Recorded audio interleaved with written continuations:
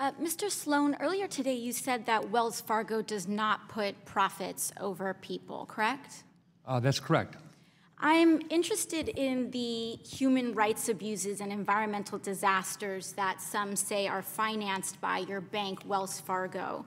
In a recent Guardian article by Crystal Tubles and Matt Remley, they stated, Wells Fargo has pursued profits without principles by investing in private prisons, for-profit immigration detention centers, loan shark-like payday lending, and holding much of the bond debt, strangling Puerto Rico's efforts to lift itself out of its financial crisis.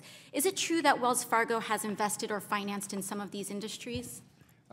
We made a decision 2 years ago to exit the two relationships that we had with two private prison firms. One has been exited, and then when the credit agreement with the other one amortizes and matures, we will no longer have that relationship. Are those two companies Geo Group and CoreCivic? Correct. And which one has been exited, Geo Group or CoreCivic? I can't recall exactly which one. But, okay. Yep. Madam Chair, I'd like to seek unanimous consent to submit 3 reports highlighting the bank's role in debt financing these groups, the for-profit prison companies running ICE detention facilities. Without objection, such is the order. Mr. Sloan, why was the bank involved in the caging of children and financing the caging of children to begin with? I don't know how to answer that question because we weren't. So in finance, you were financing and involved in debt financing of CoreCivic and Geo Group, correct? For a period of time, we were involved in financing one of the firms. We're not anymore, and the other. I'm not familiar with the specific assertion that you're making, but we weren't directly involved in that. Okay, so these companies run private detention facilities run by ICE, which is involved in caging children. But I'll move on. Mr. Sloan, Wells Fargo was also an investor, a major investor in the Dakota Access Pipeline and the Keystone XL pipelines. They were prime investors and lenders to companies building these pipelines in defiance of Standing Rock Sioux's treaty rights to protect its water and sacred lands. They warned early on, the Lakota Sioux warned early on that the pipeline was unstable and bound to leak. Despite that, it was built anyway, and it has leaked at least 5 times. And the Keystone XL in particular had one leak that leaked 210,000 gallons across South Dakota.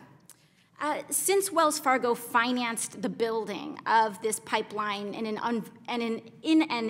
environmentally unstable way, why shouldn't the bank be held responsible for financing the cleanup of the disasters from these projects?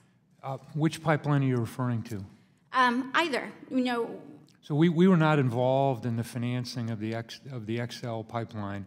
We were one of the 17 or 19 banks that was involved in the financing of the Dakota Access Pipeline. Okay, so Wells Fargo hasn't financed any company associated with the Keystone XL pipeline? No, I didn't say that. I said we're not involved in financing that pipeline specifically. Okay, so let's focus on the Dakota Access Pipeline. Should Wells Fargo be held responsible for the damages incurred by climate change due to the financing of fossil fuels and these projects? I don't know how you'd calculate that, Congresswoman. Say from spills, or when we have to reinvest in infrastructure, building seawalls from the erosion of infrastructure, or cleanups, wildfires, et cetera. Related to that pipeline, I'm not aware that there's been any of what you described that's occurred related How to that about pipeline. the cleanups from the leaks of the Dakota Access Pipeline? I'm not aware of the leaks associated with the Dakota Access Pipeline that you're describing. So hypothetically, if there was a leak from the Dakota Access Pipeline, why shouldn't Wells Fargo pay for the cleanup of it, since it paid for the construction of the pipeline itself? Because we don't operate the pipeline. We provide financing to the company that's operating the pipeline. Our responsibility is to ensure that at the time that we make that loan, that customer, and we have a group of people in Wells Fargo, including an environmental oversight group headed by one of my colleagues who used to be at the EPA. So one question, why did Wells Fargo finance this pipeline when it was widely seen to be environmentally unstable? Again, the reason that we were one of the 17 or 19 banks that financed that is because our team reviewed the environmental impact, and we concluded that it was a risk that we were willing to take.